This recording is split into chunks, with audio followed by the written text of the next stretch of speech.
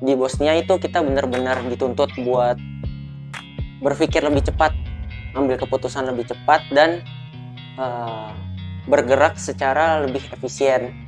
Jadi kita nggak buang-buang tenaga dan kita lebih banyak berpikir pakai otak. Nah, saya juga punya pengalaman pas pertama kali friendly, itu kesan saya tuh ya pemain-pemain di Bosnia tuh meskipun badannya nggak terlalu besar secara fisik, tapi mereka tuh masa ototnya kuat-kuat.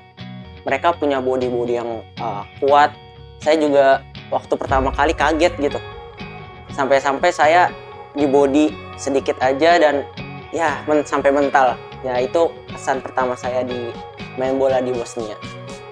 Lebih mengandalkan fisik sepak bolanya. Jadi kita kalau di sana tuh nggak ada yang namanya lenje-lenje, pelan-pelan main, kita harus fight, tabrak-tabrak bener. Mereka itu main keras tapi bukan kasar.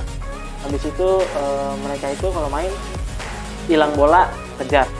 Itu sih yang kesan saya main bola di sana. Waktu kita adaptasi sih. Jadi waktu itu kita melakukan uji coba main di Liga 5 divisinya. Kita uji coba di situ langsung kena salju. Kita main di bawah salju gitu. Jadi pas selesai rambut kita ini penuh sama salju. Pas selesai langsung kayak masuk ke ruang ganti, kita langsung pakai jaket dingin kita. Itu hampir bikin kita sakit sih. Awalnya pas saya pertama kali latihan di sana, yang saya dapatkan di sini kalau kita misalnya lagi habis latihan atau habis tanding, semua ganti baju atau gimana kan sendiri-sendiri. Nah kalau di sana itu kita habis latihan langsung benar-benar semuanya buka baju, buka celana. Dan juga ada orang yang ganti baju tuh di depan saya.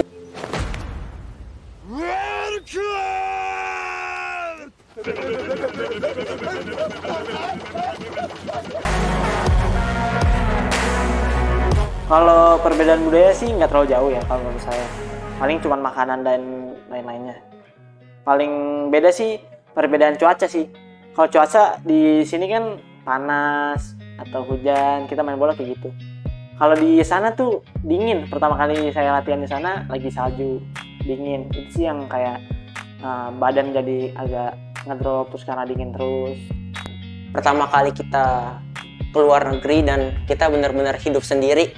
Ya meskipun kita sama-sama, tapi kan kita tuh di sana nggak ada orang tua, nggak ada penyemangat, nggak ada bantuan-bantuan yang biasa kita dapetin di rumah. Nah itu tuh emang buat pertama kali tuh susah, kita butuh adaptasi. Dan juga cuaca di sana saat kita datang itu tuh lagi musim dingin, jadi badan kita belum terbiasa. Pengalaman paling asik menurut saya di pas saya latihan di Bosnia tuh kalau kita pengen tanding atau pengen sparring atau gimana kita kan naik bus ya, bus dari klubnya itu. Nah di situ kita, menurut saya sih paling asik di situ, kita bisa ngobrol-ngobrol sama satu tim, bisa bercanda-canda, bisa dengerin lagu bareng-bareng, pulang dan perginya tuh bareng-bareng, enak sih bisa. Waktu kita lagi latihan udah gitu kita sebelum memulai latihan tuh kayak pelatih tuh bikin tema latihannya tuh nggak bikin kita tegang. Pengalaman yang paling asik tuh kayak kita tuh mencoba hal-hal baru, kayak tantangan baru yang belum pernah kita coba di sini. Dan di sana kita kayak lebih mandiri lagi, udah gitu lebih banget bekerja keras. Jadi menurut saya setiap latihan itu enjoy sih, saya buat enjoy. Jadi menurut saya latihan itu, pertandingan jadi membuat diri kita lebih asik sih. Ada dua. Pertama, ketika kita latihan di klub, saya ngelihat bentuk antusias dari KBRI itu sangat besar. Karena ketika kami latihan, tiba-tiba kita dapat kabar kalau KBRI itu mau melihat kita dan melihat perkembangan kita selama latihan di sana itu bagaimana. Jadi KBRI datang ke tempat kita latihan dan ya kita kayak udah wah, ya ini loh bentuk antusias dari KBRI. Kita tuh senang banget gitu karena ya bukan kita aja yang senang tapi orang lain pun senang lihat kita berkarir di luar. Dan yang kedua ada satu lagi itu ketika kita melakukan ibadah bulan puasa, ketika kita mau buka puasa kita dapat diajak sama imam masjid di sana kalau kita tuh diajak nih nanti bukber buka puasa bersama di masjid dekat kota. Di situ kita ngerasain kayak oh kita di sini tuh juga dihargai dan kita dirangkul sama-sama. Itu paling berkesan sih menurut saya selama ada di Bosnia. Pengalamannya buat kaget, langsung waktu saya pertama kali latihan intensitasnya itu tinggi, jadi menyebabkan kaki saya begitu ketarik sampai sekitar 4-5 hari saya nggak latihan.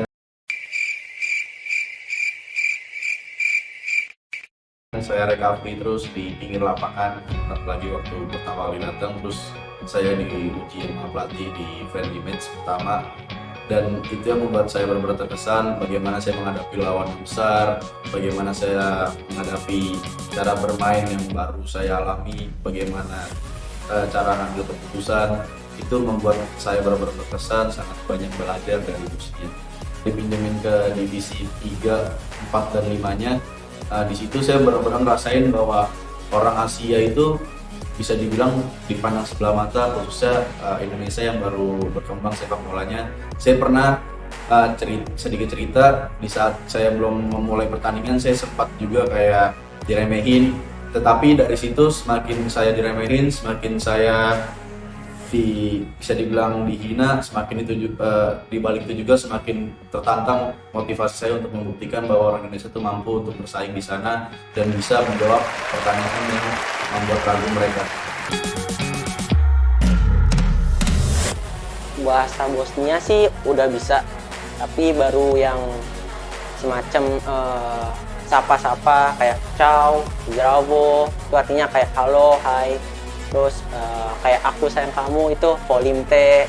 Nah, mungkin kata-kata dasar yang Bosnia mungkin bisa kayak saya pemain bola kayak biasa footballer atau pesan makanan tuh kayak dolimu bulu biti, saya ingin pesan dulu tersebut, atau enggak saya ingin beli sesuatu kayak do mili do biti, apa yang pengen saya pesan gitu sih. Mungkin kayak kamu lagi apa, bahasa Bosnianya tuh staradis, terus selamat makan itu Prijatno, terus juga kalau aku senang bertemu denganmu, drago mi ste tot sam te uposnao.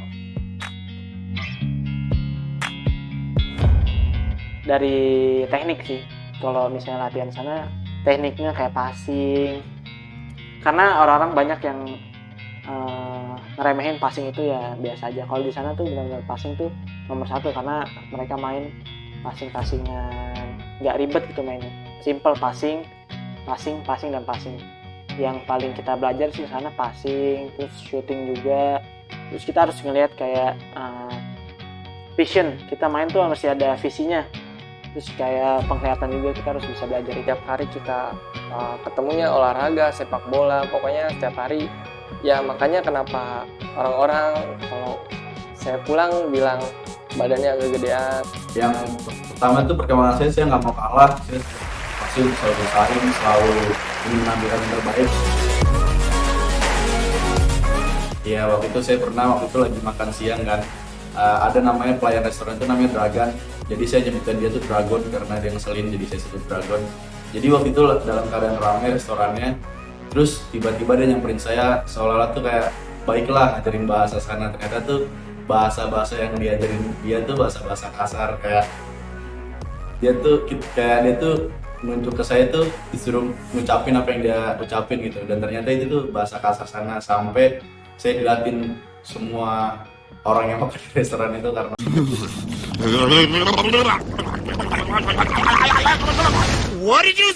Jadi saya punya satu cerita. Jadi waktu itu kondisinya kita tuh tim lagi libur latihan karena waktu itu lagi Hari Perempuan Sedunia. Nah, kita di chat sama kapten, kalau kamu mau datang, jadi malam itu ada konser semacam perayaan gitulah di pusat kotanya. Kalau kamu mau datang, kata kapten datang aja. Nanti banyak orang di situ. Nah, habis dari situ kita ketemu orang-orang yang dikenal, ya udah kita nikmatin konser. Jadi pas kita lagi berdiri berempat, ada satu cowok seumuran lah datengin kita. Yang pertama diajak ngobrol itu Marshall. Dia diajak ngobrol. Saya udah ngeliat dari pertama kok gelagatnya kayak belok lah, beda gitu sama cowok-cowok yang biasa. Ya udah, saya juga ya udah seadanya aja sama orang itu kan. Ya udah, selesai dia ngobrol sama Marshall, dia ngobrol sama kita-kita. Tiba-tiba ini posisi saya di sini, dia di sini, kita depan-depanan. Habis itu tiba-tiba dia ketawa-ketawa, tiba-tiba dia dirangkul, saya mau diketuk gitu. Ya kan saya kaget ya, langsung saya tahan. Terus saya bilang, no, ne itu artinya enggak. Udah, habis dari situ juga saya ya trauma sih sebenarnya. Insya Allah kalau misalnya masih ada rezeki di Eropa, saya mau menjajal di Eropa lagi. Ya, yang pertama pengen main di Eropa, ya mungkin kedua saya mau main di Asia Tenggara atau dimanapun itu. Yang penting saya tetap masih bisa berkarir di dunia sepak bola sampai tua. Saya masih berharap buat bisa main di luar lagi, entah itu di Eropa, entah itu di Asia. Ya, untuk menambah jam terbang dan pengalaman saya hidup di luar negeri dan bermain sepak bola bersama orang-orang yang tingkatannya bisa dibilang lebih tinggi daripada saya. Karena saya akan tertantang dan akan selalu tertantang untuk tampil di Eropa atau di Asia, tapi saya ingin selalu bermain di Eropa, khususnya di klub-klub Eropa, karena di sana banyak pelajaran yang saya ambil, banyak pengalaman yang saya ambil, dan semoga saya bisa bermain sampai di level usia saya yang maksimal dan baru bisa main di level Asia khususnya. Coba main di Asia, baru pulang ke Indonesia. Itu sih. Yang penting intinya menimba ilmu dulu di Eropa kalau bisa sih. Kalau dari itu sendiri. Gitu.